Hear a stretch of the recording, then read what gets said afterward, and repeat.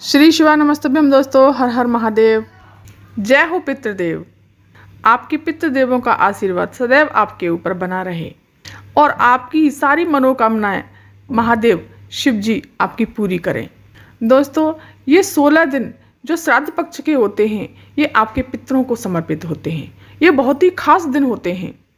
अब आ गई है दोस्तों पितृपक्ष की एकादशी, जो कि इस श्राद्ध पक्ष को बहुत ही विशेष महत्वपूर्ण बनाती है। अगर आपके परिवार में कोई भी विशेष समस्या है, या तो आपके पितृ देवता के कारण कोई समस्या है, या पितृदेव गुस्सा नाराज हैं आपसे, या फिर आपकी कोई मनोकामना है जो कि काफ़ी समय से आप प्रयास कर रहे हो वो पूरी नहीं हो रही है, तो दोस्तों आपको इस दिन ये वाला उपाय जरूर करना चाहिए, क्योंकि आपको भगवान भोलेनाथ का तो आशीर्वाद प्राप्त होगा ही होगा और भगवान विष्णु का भी आशीर्वाद प्राप्त होगा। उसके साथ ही साथ आपको पितृ देवताओं का भी आशीर्वाद प्राप्त होगा। तो दोस्तों आपको ये उपाय करना है, पितृ स्वधा वाला उपाय, जो पूज्य गुरुदेव ने इस 12वीं कथा में बताया है दोस्तों। तो आपको ये उपाय जरूर करना चाहिए।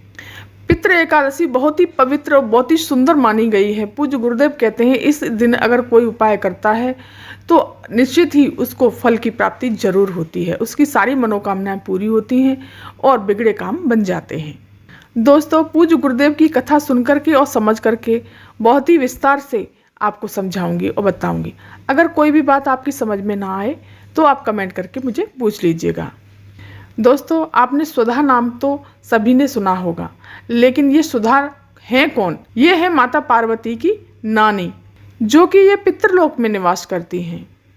इस वीडियो में दोस्तों आज 2-3 उपायों के बारे में बात करेंगे। इन तीनों उपायों को आप जरूर सुनिएगा। आपकी मनोकामना शीघ्र से शीघ्र महादेव पूरी करेंगे। चलिए जानते हैं पहला उपाय कौन सा है और आपको किस तरह से और कैसे करना है। दोस्तों, अगर आपको ऐसा लगता है कि आपके ऊपर पितृदोष है और आपको पता नहीं है, पितृदोष के कारण बहुत सारे कार्य बिगड़ जाते हैं, घर में बीमारियां बनी रहती हैं, होता है तब तक दूसरा बीमार हो जाता है, धन की आवक नहीं होती, लड़ाइयाँ झगड़े बने रहते हैं और भी बहुत सारी ऐसी परेशानियां होती हैं जो तो ये पितृदोष के कारण हैं। तो दोस्तों सबसे पहले जानेंगे हम पितृ स्वधा वाला उपाय। तो ये पितृदोष की एकादशी बहुत ही सुंदर और बहुत ही अच्छी एकादशी मानी गई है। जो भी आप पितृपक्ष की एकादशी वाले दिन ये उपाय करते हैं तो आपका पितृदोष खत्म हो जाएगा और आपके जितने भी बिगड़े हुए काम हैं वो सब बनते चले जाएंगे। तो इसके लिए आपको क्या लेना है? चावल। अब चावल कितने लेने हैं दोस्तों? सिर्फ और सिर्फ आपको एक मात्र चावल का दाना ले लेना है। उस चावल के दाने को लेकर के आपको सीधे हाथ में रख लेना है और उसे लेकर के आप किचन में अपनी रसोई में जाइए, जहां आप पानी का स्थान है आपका, जहां आप पानी का परिंदा रखते हैं या आरओ रखते हैं या बाल्टी भरकर रखते हैं, वहां पर चले जाइए। क्योंकि पूज्य गुरुदेव ने बताया है कि पानी का स्थान जहां होता है वहां होता है पितरों का स्थान। वो स्थान पितृ देवताओं को समर्पित होता है। फिर आपको क्या करना है, जो आपने चावल का दाना हाथ में रखा है, पानी का मटका भरा हुआ रखा है या बाल्टी भरी हुई रखी है या फिर आपके यहाँ आरओ है, उसको अपने हाथ को उससे टच करवाना है और 5 बार नाम बोलना है, स्वधा स्वधा स्वधा स्वधा, 5 बार नाम बोलना है। और फिर आपको एक लोटा ले लेना है तांबे का, उसमें भर लेना जल अपने घर से और उसको लेकर के पहुंच जाना शिव मंदिर। और फिर आपको शिवलिंग के पास में खड़े हो जाना है उत्तर दिशा की तरफ मुख करके, और जो आप लोटा लेकर आए हो जल का उसको शिवलिंग पर समर्पित कर देना है पूरे श्रद्धा भाव से। और फिर उसके बाद में जो चावल है, चावल का दाना है, उसको शिवलिंग पर समर्पित कर देना है। जितने भी आपके पितृ हैं, पितृ देवताओं का स्मरण करते हुए और पितरों से प्रार्थना करते हुए कि पितृ जो भी मेरे ऊपर पितृदोष है और अगर आप मुझसे कोई गलती हुई है उनसे क्षमा याचना करते हुए चावल के दाने को आपको स्वधा नाम से ही महादेव जी के ऊपर समर्पित कर देना है। उसके पश्चात आपको कामना बोलनी है और अपना नाम और गोत्र बोल करके आपको पैर छू करके घर चले आना है। दोस्तों, ये उपाय आप दिन में भी कर सकते हैं, सुबह भी कर सकते हैं, शाम को भी, आप किसी भी समय इस उपाय को कर सकते हैं। पितृपक्ष में आप इस उपाय को कभी भी कर लीजिए। बहुत ही सुंदर दिन बताया गया है, पूज्य गुरुदेव ने बहुत ही अच्छा दिन बताया है। इस दिन अगर ये उपाय करते हैं तो आपको लाख गुना फल इसका प्राप्त होगा। पितृपक्ष में और भी दिन कर सकते हैं, लेकिन एकादशी वाले दिन तो आपको लाखों गुना फल इसका प्राप्त होगा। और आपका कितना भी बड़ा पितृदोष क्यों ना हो, आपका जरूर ही जरूर खत्म हो जाएगा। दोस्तों, पूज्य गुरुदेव बताते हैं, स्वधा नाम अगर बोल सकते हो तो बोलिए, और अगर स्वधा स्रोतम का पाठ करते हैं अगर आप, तो इस स्रोत का पाठ करने मात्र से 100 बार श्राद्ध करने का, सभी तीर्थों में स्नान करने का पुण्य फल प्राप्त होता है। इतना अद्भुत शब्द है ये स्वधा, और आपके सारे बिगड़े काम बनते चले जाएंगे। आपके ऊपर आपके पितरों की हमेशा कृपा दृष्टि बनी रहेगी। ये और सिर्फ श्राद्ध पक्ष के अंतर्गत ही करना है। चलिए जानते हैं अगला उपाय।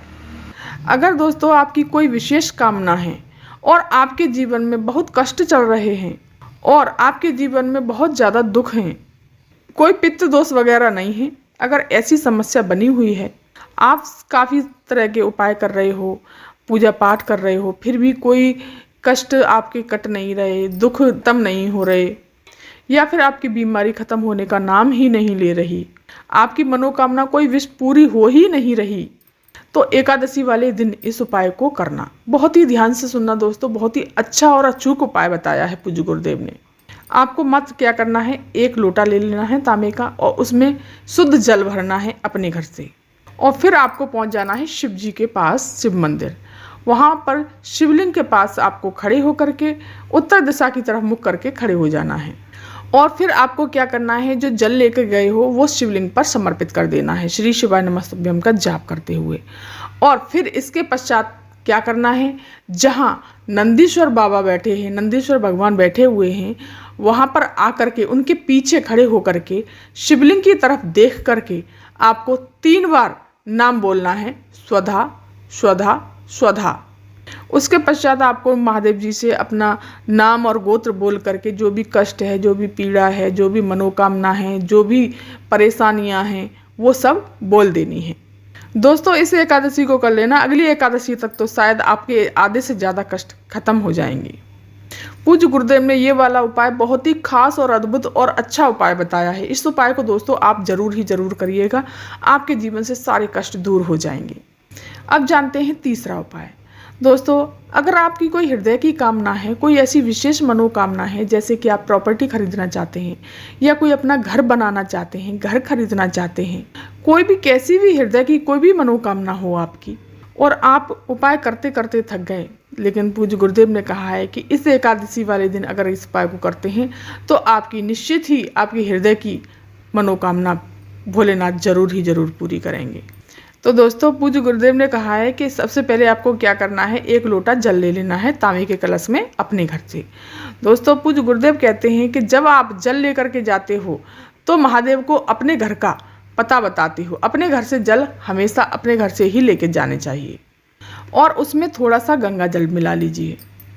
इसके पश्चात लेनी है आपको बेलपत्री। अब बेलपत्री कैसी लेनी है, कितनी लेनी है, बेलपत्री लेनी है आपको 7, लेकिन दोस्तों खंडित नहीं होनी चाहिए, बिल्कुल साफ सुथरी और अच्छी बेलपत्री होनी चाहिए। और फिर इन सभी बेलपत्रियों को तांबे के कलश में डाल लेना है, और फिर पहुंच जाना है शिव मंदिर। तो दोस्तों, आपको फिर शिव मंदिर पहुंच करके सबसे पहले पड़ेंगे आपको नंदी बाबा। बहुत से मंदिरों में नंदी बाबा मंदिर के बाहर बिठा दिए जाते हैं, और बहुत से मंदिरों में नंदी बाबा शिवलिंग के पास ही बिठा दिए जाते हैं। तो आपको सबसे पहले क्या करना है, मंदिर में प्रवेश करते ही नंदी बाबा जहाँ पड़ेंगे, तो जो नंदी बाबा का उठा हुआ पैर है, एक तो अंदर की तरफ होता है, एक उठा हुआ पैर होता है, तो उस पर जो जल लेके गए हो उस जल को धीरे धीरे जो उठा हुआ पैर है बाबा का उस पर समर्पित करना है। लेकिन ध्यान रखना दोस्तों, वो बेलपत्री उस जगह पर समर्पित नहीं करनी है, और बेलपत्री गिरने न पाए, इतनी धीरे धीरे जल को समर्पित करना है कि पैर पर वो बेलपत्री ना गिरे। और जब जल समर्पित कर देंगे फिर बेलपत्री बचेगी, तो आपको फिर पहुंच जाना है शिवलिंग के पास में, उत्तर दिशा की तरफ मुख करके खड़े हो जाना है, और एक एक करके बेलपत्री को शिवलिंग पर समर्पित करना है।